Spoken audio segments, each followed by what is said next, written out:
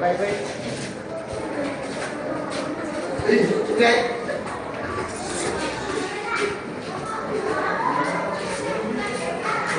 อะไรกันเนี่ยโอ้เชี่ยวเนี่ยเราเก็บได้อ้าวก็สิว่ะมาอยู่คนเดียวเลยอ๋อเงินกูเก็บได้เพียงคนหนึ่งเงินมึงสิเก็บเลยโอ้เชี่ยวโอ้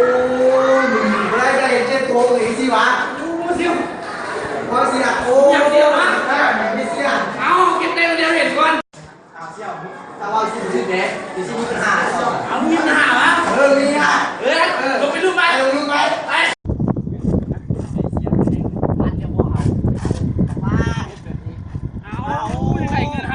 เอาเป็นคนเห็นก้อนเลยต้องปั่นเดียวสิเจ้าอ่ะเอาอ่ะเจ้าอ่ะเอาไปดิ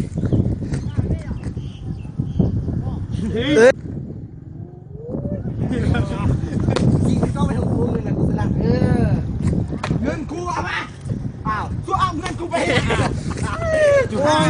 แล้วนะปั่นอยู่ดีๆแล้วมาเถียงอยู่ป่า